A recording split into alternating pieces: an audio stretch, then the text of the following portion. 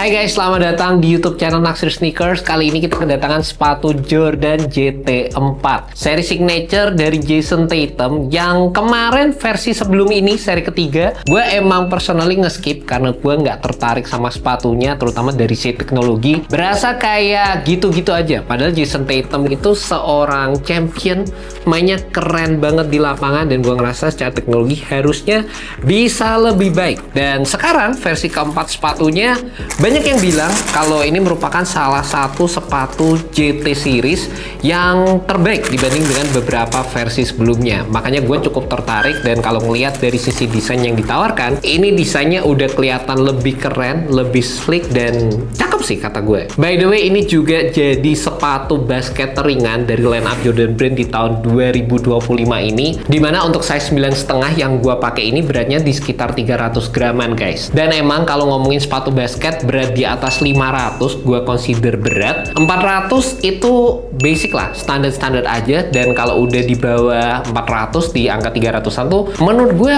termasuk salah satu sepatu basket yang ringan. Apalagi ngelihat sepatu ini dari sisi implementasi material di atasnya tuh juga kelihatan dari sisi depthnya, nggak yang single layer material polosan gitu aja, masih ada beberapa layering material yang ditawarkan. Dan ada desain O-nya di bagian belakang, angka 0-nya ini yang menurut gue juga cakep banget di sepatu ini guys. Terlepas emang kalau ngomongin dari sisi material yang ditawarkan di sepatu ini sebenarnya basic aja, dimana sepatu ini menggunakan beberapa kombinasi material antara felt, ada beberapa implementasi mesh juga kayak yang di bagian samping sini dan juga di bagian belakang sepatunya. Dan yang paling penting secara first impression waktu gua pakai sepatu ini, materialnya tuh minim banget breaking time, bahkan bisa dibilang juga nggak memerlukan breaking time sama sekali. Kalau gue inget sepatu JT2 itu secara movability agak terganggu dengan adanya TPU di bagian samping yang tebel banget. Di sepatu ini udah berasa beda gitu, udah enak banget buat dipakai, dan ngeflexnya juga nyaman secara keseluruhan guys. Dan kalau ngomongin bagian cushionnya, sepatu ini tuh menggunakan kombinasi antara Cushlon 3.0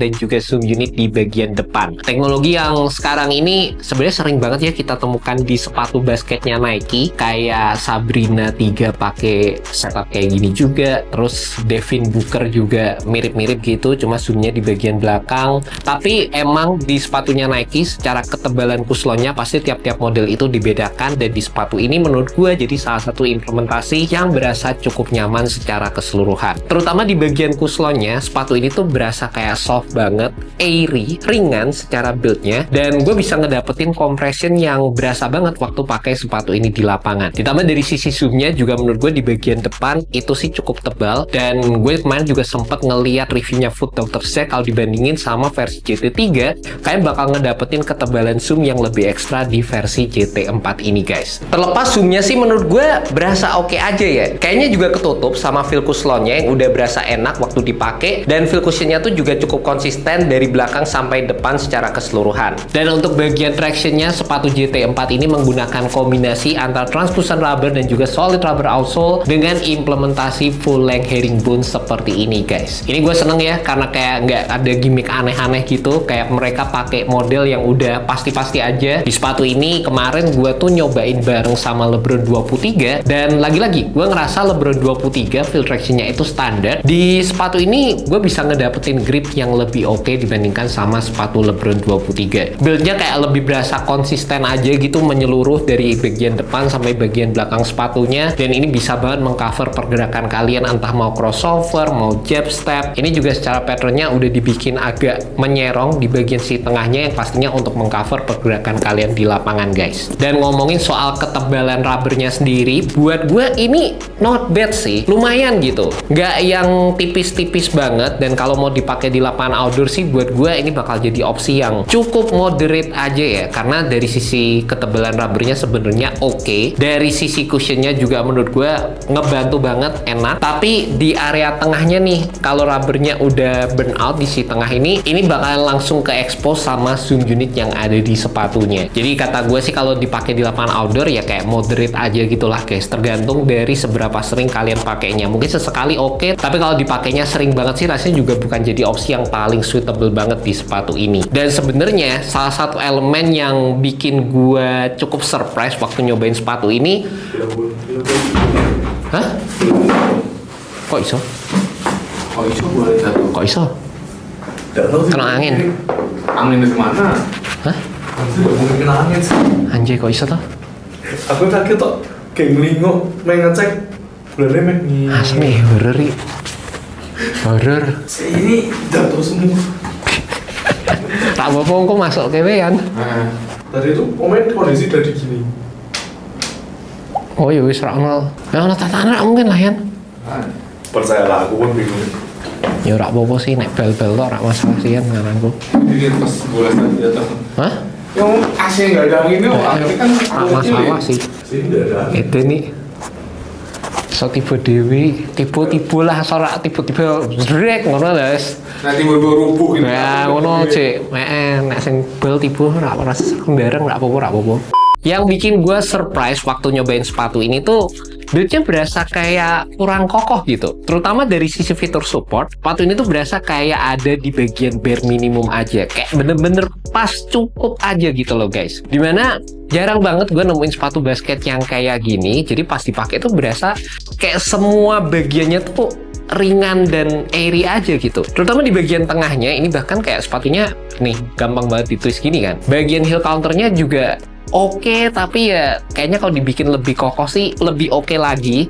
Ini bener-bener kayak basic aja gitu. Dan feel-nya kalau dibandingin sama sepatu basket gue biasanya ya kayak berasa pakai sepatu dengan build yang sangat-sangat minimalis. Terutama di bagian uppernya juga tuh rasanya juga nggak yang bener-bener sampai nge-wrap banget gitu lah guys. Padahal kalau dilihat sendiri kan secara build materialnya lumayan gitu ya guys. Ada berapa layeringnya, terus kayak juga lumayan tebel, tapi feel-nya tuh berasa kayak ringan aja secara keseluruhan. Dan baik lagi sih, emang itu juga jadi bagian yang sangat-sangat ditonjolkan oleh Jordan Brand di sepatu ini. Tapi balik lagi ya, kalau gue bisa bedain sama modelan Jordan 34 yang waktu awal rilis juga jadi sepatu teringan pada masanya, heel counternya tuh berasa kayak lebih kokoh, torsional plate-nya kuat, materialnya juga di cover sama beberapa TPU yang bikin mantep gitu secara build-nya. Sedangkan di sepatu ini feel-nya kayak beda tipe konstruksi gitu. Untungnya buat gue yang small man secara support sih masih bisa perform dengan cukup baik. Cuma buat kalian yang mungkin mengutamakan sepatu basket dengan build yang ekstra, protection yang lebih ekstra, ya rasanya ini bakal jadi sepatu yang beda banget lah dari setup yang kalian harapin kayak gitu. By the way, kalau ngomongin fitnya, ini menurut gue true to size, berasa agak panjang dikit gitu. Dan buat kalian yang punya kaki lebar, kalian juga bisa pakai true to size di sepatu ini. Gue rasa secara material juga cukup akomodatif untuk ngebantu buat kalian yang punya kaki lebar. Tapi sekali lagi, gue ngerasa sepatu ini tuh build-nya ya kayak pakai sepatu basket minimalis aja gitu. Kalau buat gue sendiri, gue tuh cuma ngarep kalau misalnya bagian torsionalnya dibikin lebih kokoh dikit aja. Terus mungkin padding-paddingnya kayak sedikit lebih ekstra, terutama di area tang, kayaknya bakal bikin sepatu ini tuh makin oke lagi. Tapi gue juga ngerasa ada opsi yang bisa gue lakuin juga, dimana gue tuh bisa copot insole-nya.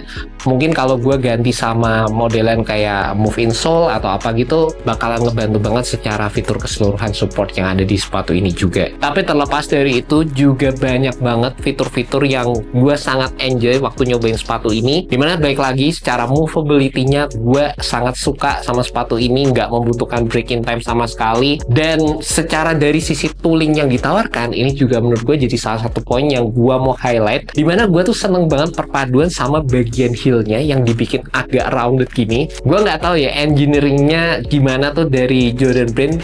Ini berasa kayak enak banget gitu waktu kemarin gue pakai, berasa fluid waktu dipakai, terutama di area heel sepatunya. Dan di bagian depan gue ngedapetin base yang flat, yang lebar, yang ngebantu secara stabilitas keseluruhan di sepatu ini juga. Jadi terutama kalau ngelakuin gerakan kayak fade away, terus gerakan-gerakan yang misalnya landing terutama di area heel dulu, terus mau launch into shoot gitu, enak banget, sangat-sangat ngebantu. Dan gue juga ngerasa kita tuh agak sinking di bagian midsole-nya ini dikit, jadi untuk lateral containment dan juga coverage-nya itu tercover dengan adanya penggunaan foam di bagian samping sepatunya ini yang berasa nyaman juga guys. By the way, kalau kalian tertarik sama sepatu ini, kalian juga bisa cek aja langsung di Hoops Point. Sepatu ini jual dengan harga Rp1.939.000 dan udah available dengan beberapa colorway yang tersedia juga guys. Ini by the way menurut gue jadi salah satu colorway terbaik dari sepatu ini, dan buat kalian tertarik bisa cek aja langsung di Hoops Point. And that's about it guys, review untuk sepatu Jordan JT4. Kalau dikata ini merupakan sepatu seri terbaik dari Jason Tatum sejauh ini, gue bisa bilang Ya gue setuju juga sih, dimana sepatu ini menawarkan fitur-fitur yang menurut gue simple, nggak aneh-aneh, dan ke target buat kalian para pemain basket yang demen sama sepatu basket yang minimalis dan juga mengutamakan dari sisi keringanan sepatunya. Juga buat kalian para pemain basket yang movable di lapangan, banyak melakukan pergerakan-pergerakan yang modelan kayak Jason Tatum gitu, step back, terus suka crossover, butuh fitur yang stabil, ya ini bisa jadi salah satu sepatu yang kalian lirik juga guys. By the way, thank you so much buat kalian udah nonton video kali ini, dan semoga video ini bisa membantu kalian dalam menemukan sepatu yang cocok. Alright guys, peace. Tapi sebagai sepatu champ, harusnya fiturnya bisa lebih nggak sih?